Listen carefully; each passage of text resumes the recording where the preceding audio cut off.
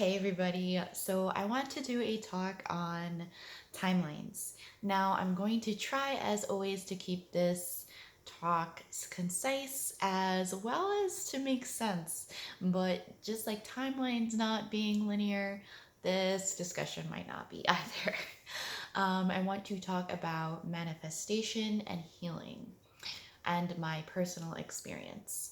Although, as a topic, timelines is scientific, my talk right now isn't going to be very much. So, if you are following my page or my channel for the scientific aspects, I would maybe skip this one unless you're very interested in healing and in manifestation. Okay, so when I first got back into spirituality in college, a huge thing that me and my really close friends were kind of obsessed about was timelines. We were always talking about, did you feel that shift? Did you feel the energy move? Did you feel the timelines change? Like all day, every day, these were the phrases that were coming out of our mouths. It's funny right now for me because a lot of the things from that time are coming back.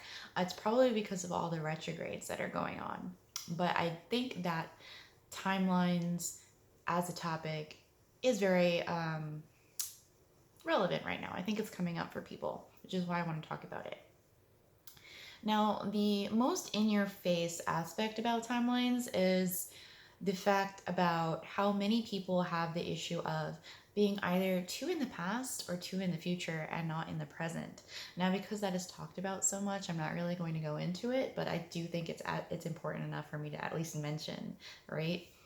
The other thing is when people talk about timeline healing, right? When they go into the past, into past lives or ancestry and clear that so that you're no longer carrying that energy, you're no longer carrying those burdens, so that your present timeline is free and that you can create a new one, no longer holding on to those things. And that's really important. But what I really want to get into is an experience that I had in which timelines were really explained to me. Um, so the scientific aspect is the energy part, right? People created time. Time is a concept, it's not a reality, right? And timelines, plural, um, is something that we talk about a lot when we do readings or we look into energy, right? When we do those things, um, we look into energy, when we're sensitive to energy changes, or when we're doing readings, we're looking into the present timeline, right? We're looking into what you've carried into your present, where your energy and your choices are at now, so that the timeline that you're on, we can look into.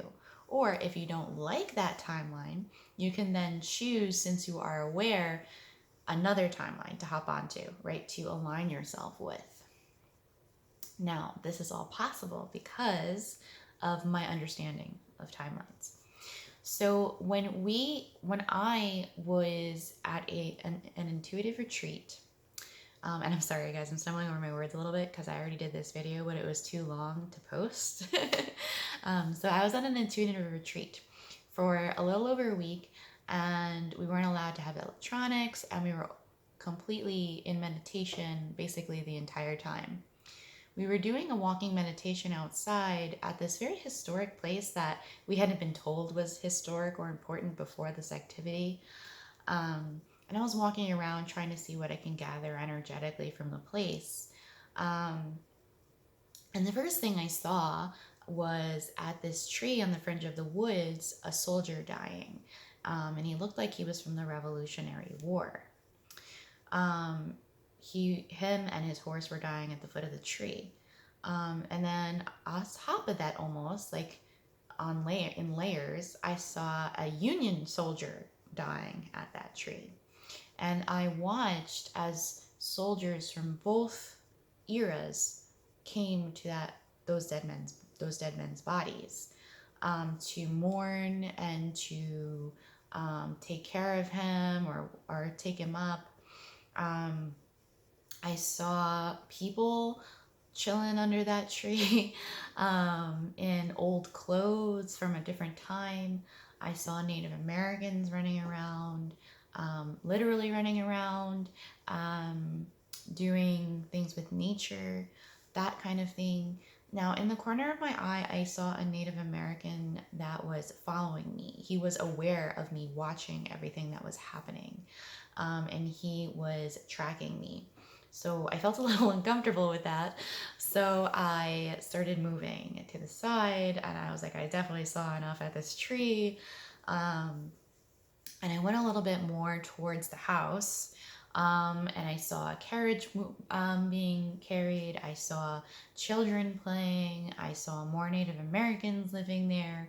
I saw soldiers um, camping, things like that. And I made my way completely around the house to the other side.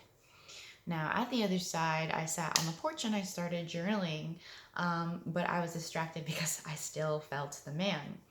Um, and he came up to me so close that he came up to this where I only saw his eye. And at that point, I started channeling and journaling what he had given to me. It was a lot, and I was guided to not share it all and just talk about timelines right now. Um, but I was shown that timelines are like layers. If you want to think about Shrek and think about them as onions or anything else like that, but all happening and existing simultaneously, but also impacting each other. So that if we heal the earth now, it impacts the past. And if we hurt the earth now, it impacts the past and the future, right? So, in that understanding of everything existing simultaneously, it's easier to understand the concept of healing and of manifestation, right? Because you can tell someone that the reality they desire exists already, and that all they have to do is align their energy to it. But not everyone is going to resonate or understand that in the same way that someone else might, right? Because we all learn things differently.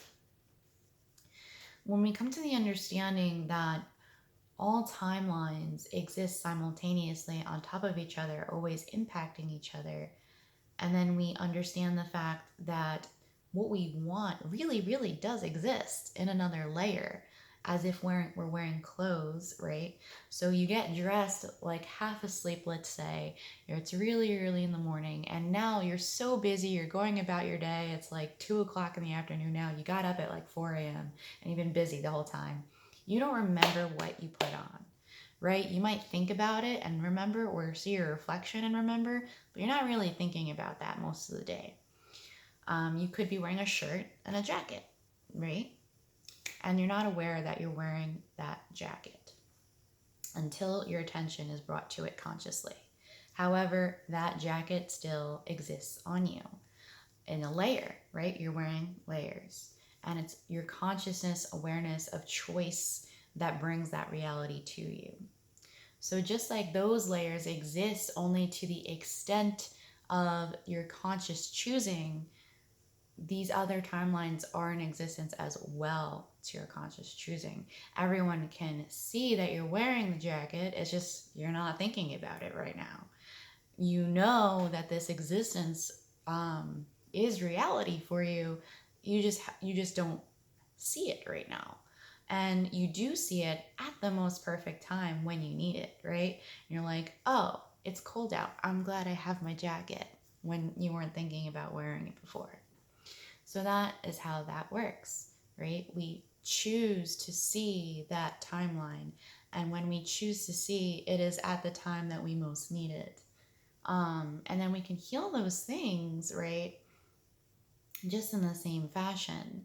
So if we heal one timeline, it impacts all the timelines because we are then aware of it and how to utilize it. That's what I really like to do in my one-on-one work is I find the initial sensitizing event, the origin event, we heal that, we bring it into the present to transform, and then we bring that out into the future to the desire that we want, right? And bring that to us now.